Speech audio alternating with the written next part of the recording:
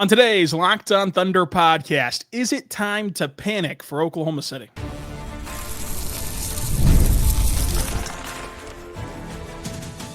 You are Locked On Thunder, your daily Oklahoma City Thunder podcast. Part of the Locked On Podcast Network, your team every day.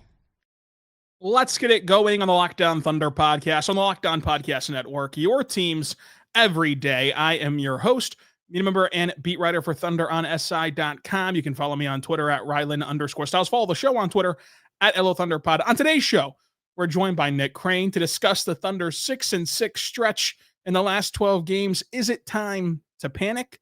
What is there to be truly concerned about for Oklahoma City? And should the Thunder make a move at the deadline as that looms near in about a month and a big week up ahead for OKC? Today's show brought to you by FanDuel. Before tip-off, check the FanDuel app and see what's dropping during NBA Happy Hour every Friday from 6 to 7:30 p.m. Eastern Time. Thank you so much again for making us your first listen every single morning, every single day. We're here for you talking Thunder basketball. You everydayers make this show work. Nick Crain joining us today makes this show work today. Nick, how you doing?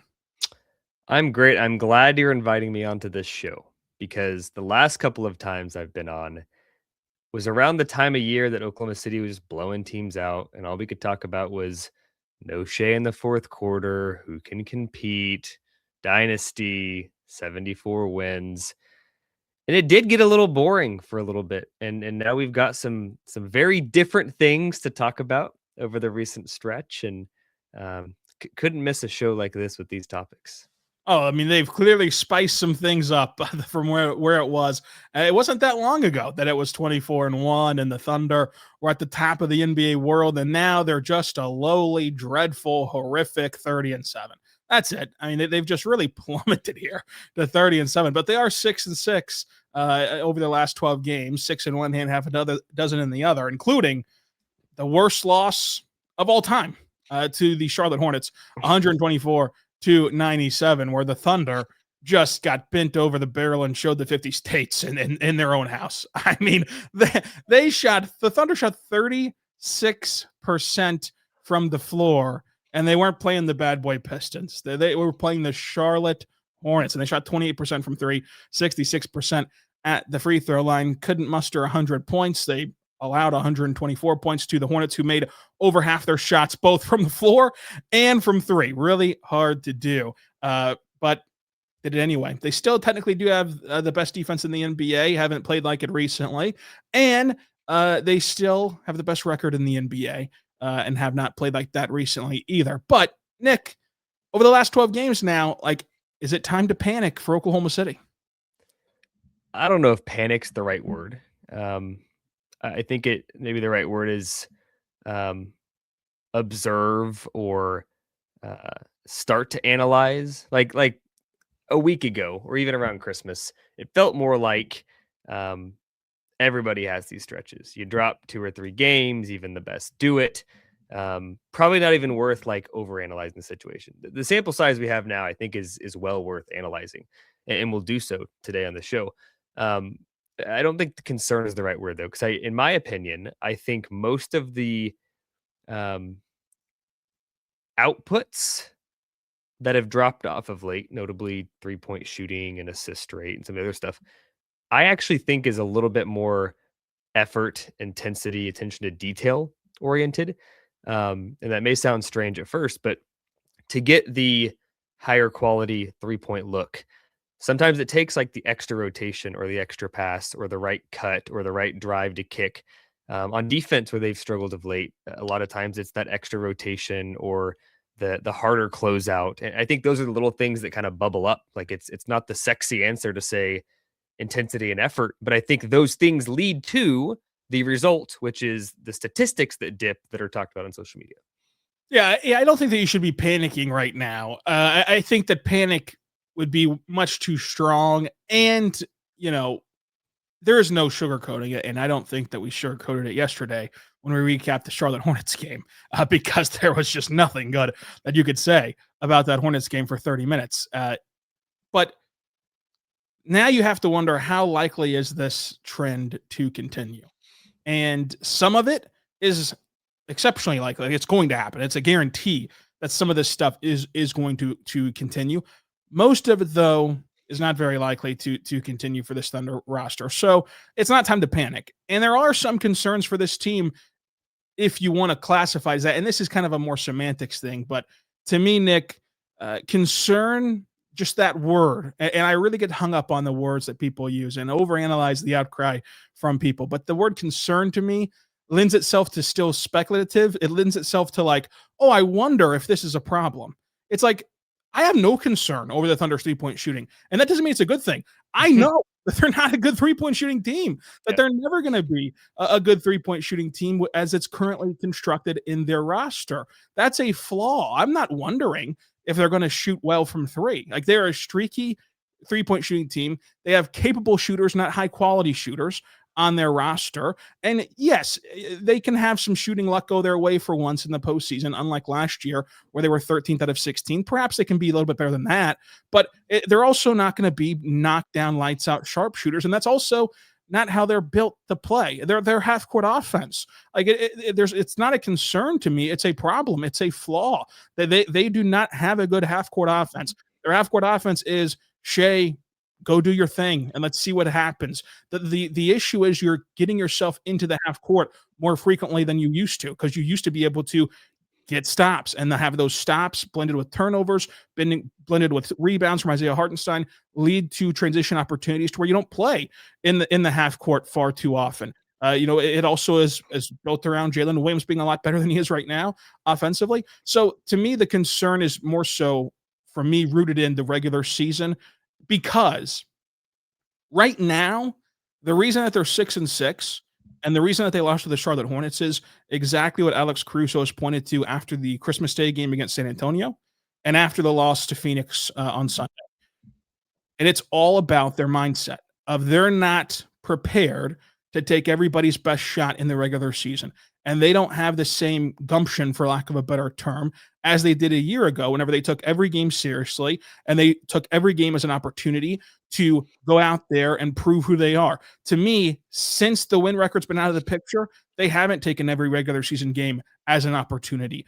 You saw last night, it looked like a team that rolled the ball out there last night expecting Charlotte to roll over because of the Charlotte Hornets and got punched in the mouth and could not recover. And even in their wins, the Philadelphia win, the Atlanta win, they didn't play 48 minutes of quality basketball. They just expected to win those games. Now, luckily, in those two games for the Thunder, they were able to turn it on. They were able to get a win. So my concern is really rooted in how long is this laissez-faire attitude going to last throughout the regular season, because it can't possibly last in the postseason. Like it is in the postseason, a whole different mentality. Yeah, I think a couple things you said that stick out.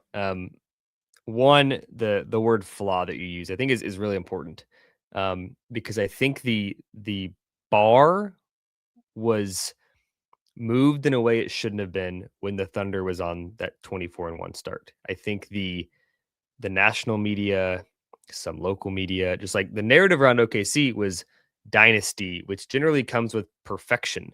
But the reality was, this is essentially the same roster as last season that had many flaws in the playoffs, overcame them on a championship, but still many flaws.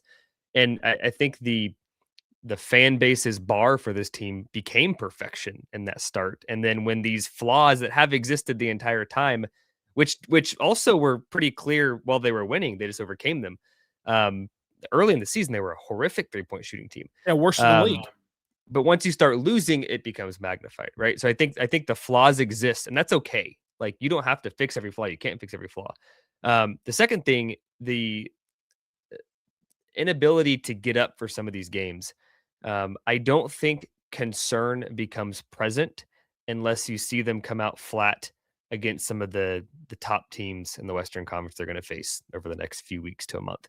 I think if they come out flat in those games, maybe the concern word starts to become a little more prevalent. And in some ways, I wouldn't be concerned about the team regardless, but aspects of the team. If you can't get up for San Antonio and Denver and Houston, then it's maybe more of a conversation, in my opinion. Yeah, it might change to a different C word, and that being complacency. If they do not handle the week ahead with the proper maturity for a team that has been vaunted as uncommon and uniquely mature for as young as they are, this is a gut check week for them. And they will have to answer for a lot of narratives if they can't navigate their way through it. We'll talk more about that. We'll talk about and purse through what are concerns, what are flaws, and what are outliers from this 6-6 stretch, all coming up. But first, I want to tell you right now, my good friends over at FanDuel, go check out FanDuel today because FanDuel is awesome, folks, and you will not want to miss it because the wildcard round is here.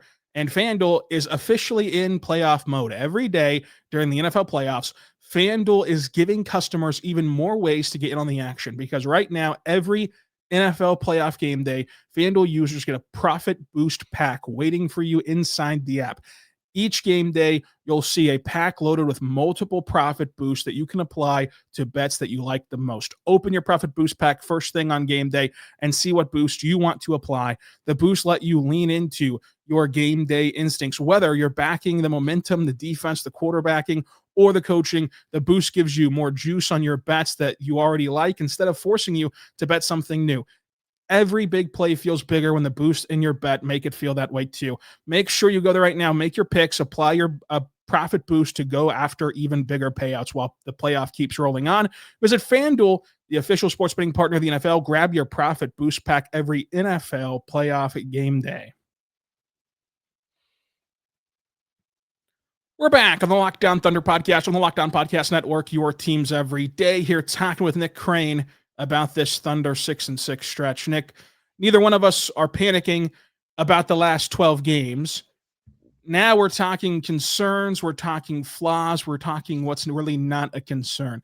And to put this simply to start, and I want to hear yours as well, just to kind of give the audience what we're talking about on this kind of segment here, the three-point shooting is not a concern to me. It's just a bona fide flaw. They are a flawed three-point shooting team, and they always will be with the current roster that they have.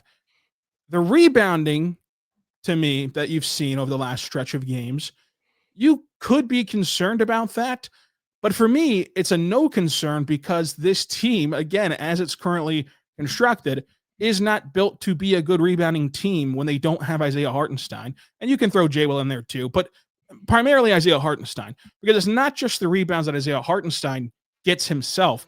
It's the rebounds that he creates for others. It's the physicality that he brings on box outs and moving guys out of the way to ensure that the Thunder are there to capture the rebound and get the stop. So I think that the rebounding edge has been so lopsided recently, largely due to Isaiah Hartenstein. Could they have cleaned some things up on some of those long rebounds, especially against Charlotte?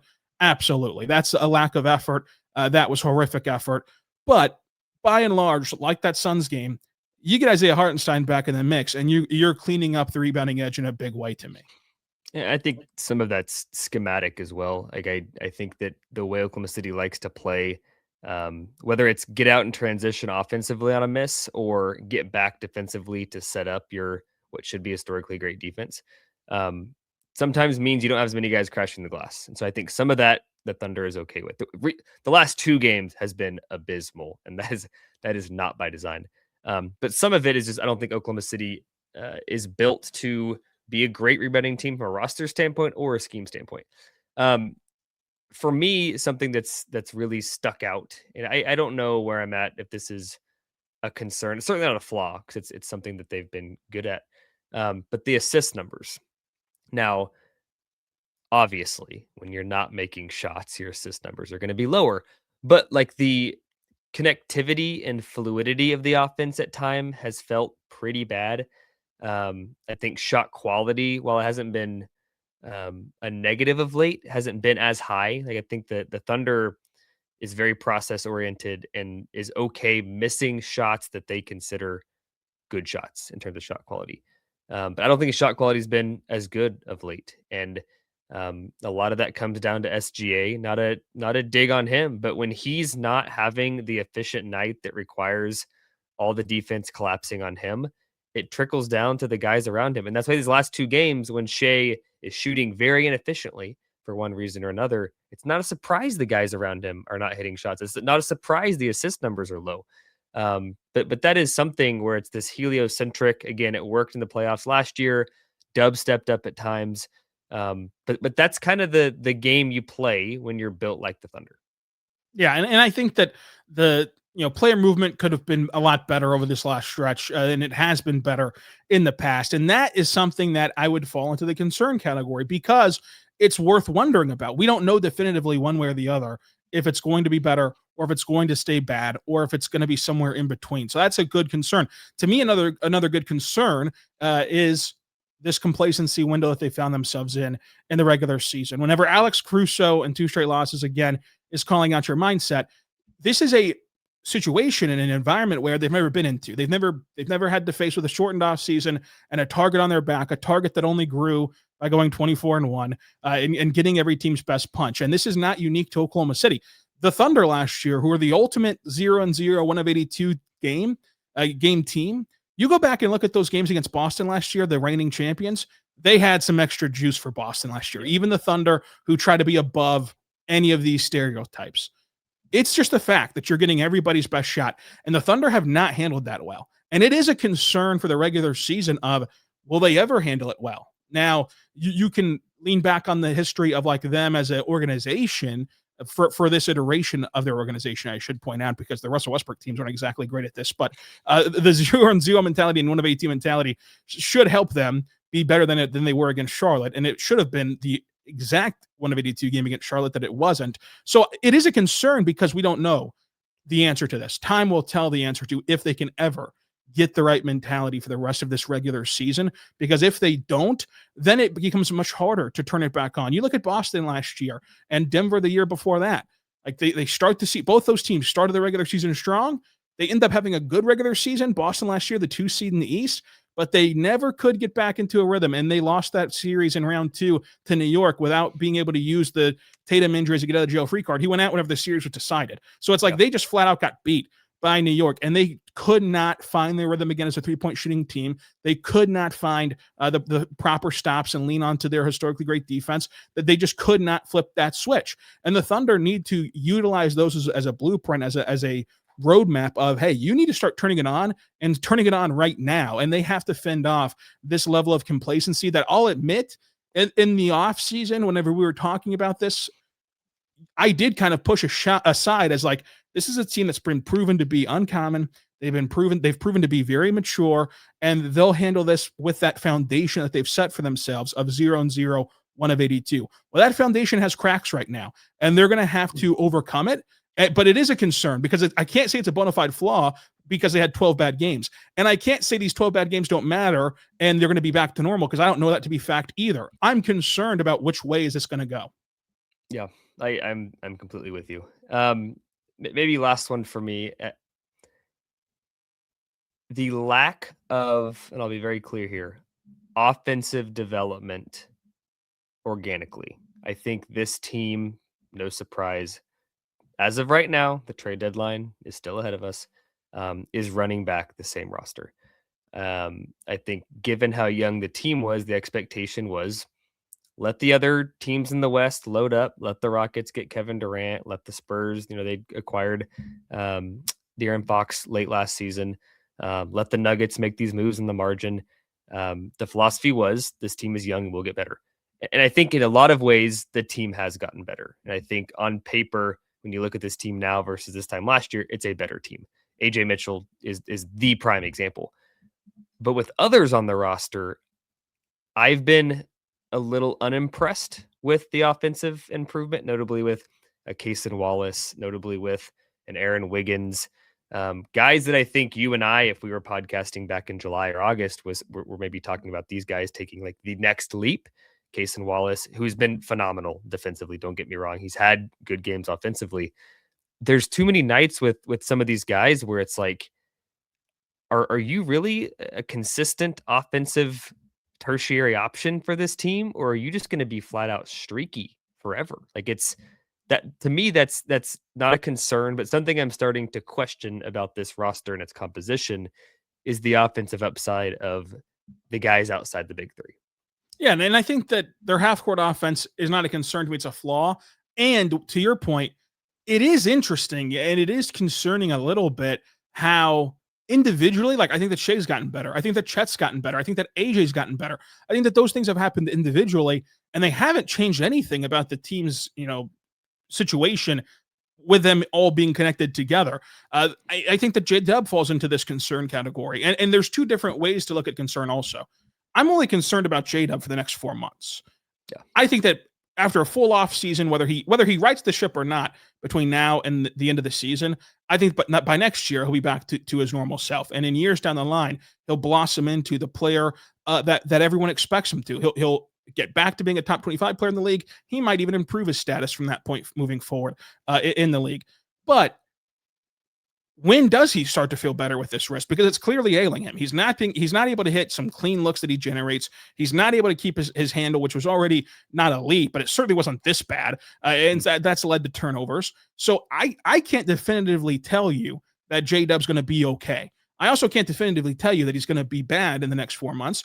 It's a concern because it is something that is left to be wondered and feared about, is what is he going to look like in 4 months? Now, if I had to guess, if I had to bet, if you told me I need an answer right now, I would go ahead and bet on J-Dub. I would look at a guy who last year suffered the injury, with 2 games to go in the regular season, and in the span of 2 weeks before the playoffs started, reworked his shot and found a way to play through that injury and score 40 points in the finals and be very vital in a large chunk of that postseason run, with a couple of duds here and there, like Game 6 against Denver. Sure, we talked about that at the time, but by and large, a really good player in that playoff run. So if it only took him 2 weeks to rework his shot to get to a passable number 2 option player to win a championship, and now I get to give him 4 months, yeah, I'll still bet on J-Dub, and I'll bet on him pretty comfortably, but I don't know definitively that he's going to get back to being who he is. So that is a concern to me.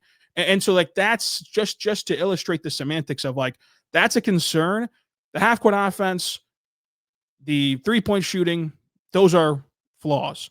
The rebounding, if you tell me Isaiah Hartenstein's healthy, it's not a concern at all come playoff time. The defensive effort, it better not be a concern. It better not be a flaw. It better be what they get back to, because let's just call a spade here. If they give out this level of defensive effort whenever games in April roll around, then their season's over. There's no concern. Your season's just over. It's just over with. So I think that you kind of have the exercise here, the last segment, to hopefully help you digest as best you can this 6-6 stretch. However, I want to look forward, Nick. I think that this week is a gut check week, and I think that at the end of this week, we will be able to talk definitively about a lot of these topics for Oklahoma City. I'll talk about that coming up. But first, I want to say right now, our good friends over at Rocket Money, folks, go check out Rocket Money today, because Rocket Money is great. Let's be real. Managing your finance can feel overwhelming. Between subscriptions you forgot about, bills that keep going up, and trying to figure out where all your money is actually going each month, it's easy to lose control. And who has time to track all those transactions or hunt down those hidden fees? That's where Rocket Money comes in. It's your personal finance app that helps you take control. It finds and cancels unwanted subscriptions. It monitors your spending and helps you lower your bills so you can grow your savings. Folks, I'll be honest. I went over to Rocket Money. I was shocked to figure out that I did not actually cancel one music platform before I started the other. I was paying for Spotify and Apple Music, both of them at the same time. That was ludicrous. And Rocket Money helped me sort that out. So go check it out today, because the Rocket Money can help you. It automatically has these transaction categorizations, which is a game changer. You can find exactly where your money is going each and every month and know what's been going to upcoming bills, what's going to subscriptions, what maybe you realize that you've been paying for a streaming platform that you haven't used in 3 months. Why do you still keep that around? Rocket Money can help you sort through that. So let Rocket Money help you reach your financial goals faster. Join at rocketmoney.com/lockedon. That's rocketmoney.com/lockedon. rocketmoney.com/lockedon. Also want to tell you right now, our good friends over at PrizePicks, folks, go check out PrizePicks today by downloading their app, because whether you're starting a new routine or jumping into your player projections for the first time, trying something new can feel like a challenge. But with PrizePicks, it's always good to be right. The high-pressured football matchups every weekend, the elite hoop actions every single night, the action never slows down, and PrizePicks lets you stay in control. PrizePicks is the daily fantasy app that makes watching sports even more exciting by letting your lineup build up based on player projections. No drafting, no waiting, just picking more or less on the players and if it will play out the way that you predict. So get started at PrizePicks. It's quick and simple. The app is easy to navigate. It's made watching games more engaging, specifically when following individual player performances. I love the flexible options of the flex play, because you get paid even if you miss a pick or two. And you have a new early payout feature, which is a game changer. If a player starts hot, you can get your money right then and cash out before the game ends. So download the PrizePicks app, use code LOCKEDONNBA, get $50 in lineups after you play your first $5 lineup. That's Locked On NBA for $50 in lineups after you play your first $5 lineup. PrizePicks, it's good to be right, and it's available in Oklahoma. We're back on the Locked On Thunder podcast, on the Locked On Podcast Network, your teams every day. Nick, big week ahead for Oklahoma City. They do have flaws of their half-court offense, three-point shooting, but they're going to have to fix some of their concerns. They're going to have to play better defense. They're going to have to give more effort. They're going to have to see J-Dub and Shai play better. And Shai, that's another one. Like, yes, he played two really bad games, but even the season, even his body of work shows you that these two games have been an outlier. And so they are running on fumes a little bit, but they're going to have to dig deep because this week's going to be big time for them. They play the Utah Jazz tonight. The Jazz aren't very good, but neither were the Hornets. They play Memphis, who just beat San Antonio on Friday on the road. Then they play the Heat, the Spurs, the Rockets, and the Heat. And I put the Heat in there, especially as they play them twice in quick succession. Like the Heat's offense, Nick, if you try to run out that level of defensive intensity that you've been running out for 2 weeks, and yes, I know you were able to beat the Hawks and beat the Sixers, it'll look a lot like that Hawks game where, like, if you just try to turn your defensive intensity on and off, like the Hawks kept making shots, the Heat will keep making shots in an even bigger way because that offense is legit. That offense can run them out of the gym. So like the Heat, even the Heat games are big games for Oklahoma City this week. And to your point earlier, if you are still not attacking these games with the right mindset after the Charlotte Hornets blew you out, and you get to play the Spurs after having lost to them 3 times already, and you play the Rockets, who are a legitimate contender, if you still can't find it within yourself to give them your best punch from the opening tip and play your best basketball, then it's a massive problem. Then it is time to start panicking of like, okay, what is truly wrong with this team? Because they've had ample opportunity to get a wake-up call. Caruso's tried to give them a wake-up call. The Hornets should be the biggest wake-up call of them all. The Spurs have beat them 3 times in a row. If you can't get up for these games, then you just don't have a pulse. Yeah, I completely agree. I truthfully did not expect us to be having this conversation at all this season. I expected hurdles and challenges and adversity and all that kind of stuff, but not self-inflicted. I figured it would be more injury-driven or like, man, that team just went out there and beat you, or you had a cold stretch shooting, but the process was there and it was the shots you wanted.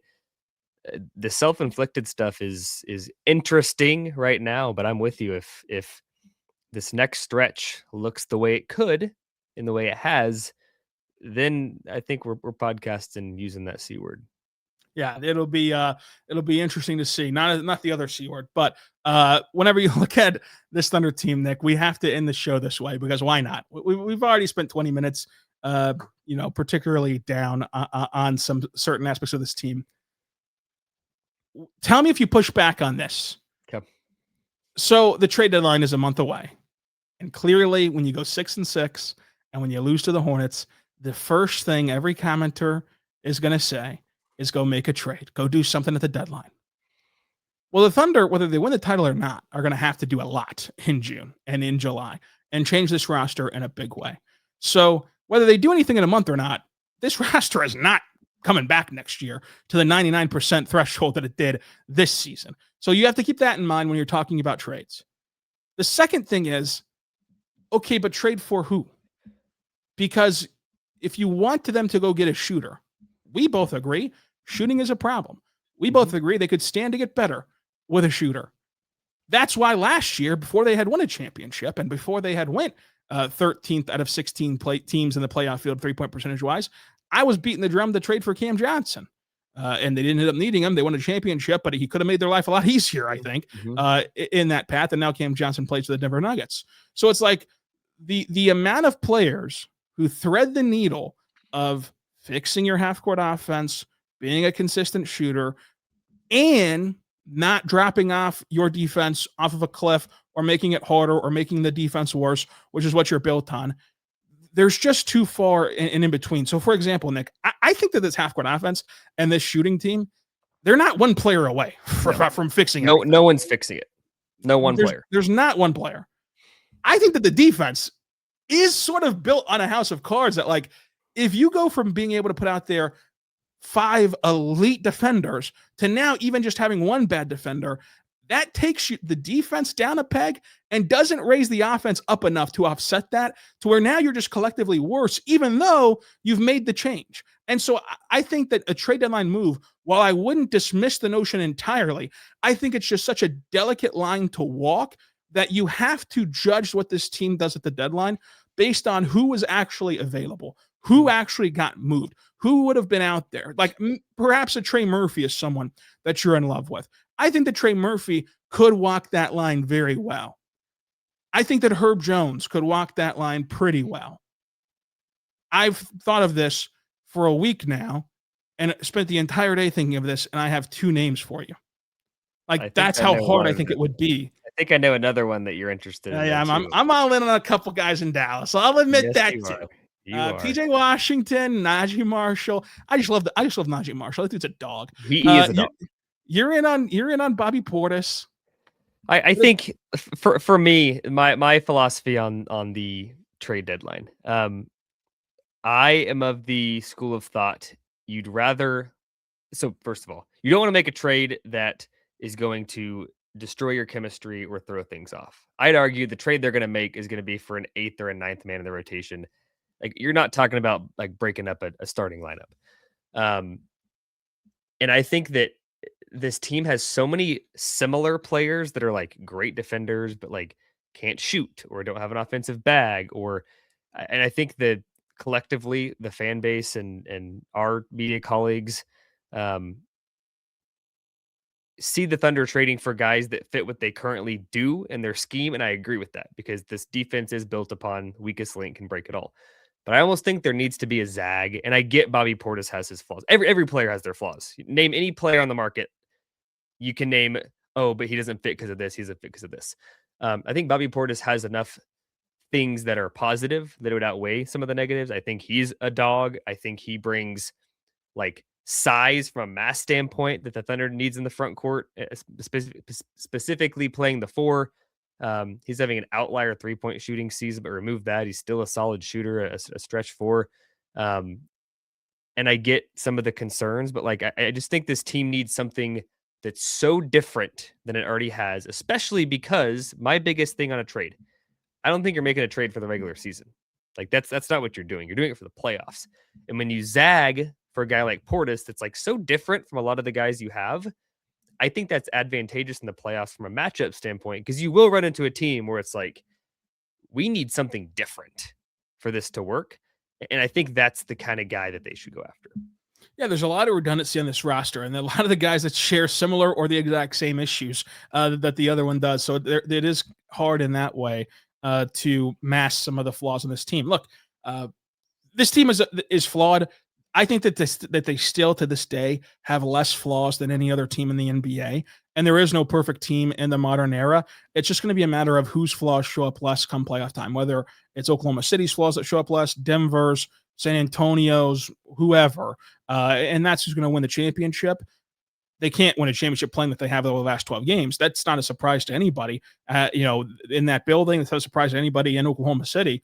I don't think that it's likely that this continues for OKC, but if it does, then their season's over. I mean, what do you want me to say here? Every rose has its thorn, I guess. So we'll see how the season ends. We'll be covering it minute to minute to see how this Thunder team navigates this stretch. And I think that, Sam Presti back in April 2023 told you that the sky would fall twice a year, and it's about having the right temperament. It's about having the right, basically mindset to navigate through it. And so we'll see what this team's made of. This is a challenge that's been thrown down to them. We'll see how they react to it. They can either learn from it, they can run from it, they can fold because of it. We'll see which way that they end up going. And Nick, any closing thoughts on this gut check week, on the concern pot, on the panic meter? I think it's a league of recency bias, and a string of 4 or 5 good games this week could completely flip the narrative. So I think that you're right on that. I think if they go beat the Heat twice, beat the Spurs, and beat the Rockets, that Monday leading into that Cavs game is going to be all about how the Thunder are back. And if they lose even one of those games, which is put the Thunder, listen. I'm not going to say it's fair. I'm just saying it's the position of the Thunder put themselves in. They've had the opportunities to bounce back. They haven't done it. And so if they lose any of these games in this next week, this gut check week, then the narrative goes from they're back to they're broke. And we'll see how they end up handling all of this all coming up. So we'll have plenty of stuff for you here. Of course, we'll be recapping this Jazz game tomorrow, as well as having our live stream with Derek Parker at 2 p.m., our squad show with Jeremy Lamb at 3:30 p.m. Central Time, both live on YouTube and both uploaded to the podcast platform of your choice afterward. On Friday, we'll have Justin Martinez on the show from the Oklahoman. On Saturday, we'll recap that Grizzlies game. And on Monday, we'll recap that Heat game. So plenty of stuff for you. Subscribe to Locked On Thunder anywhere you get your podcast from, including on YouTube. And until next time, folks, be good and be good to one another.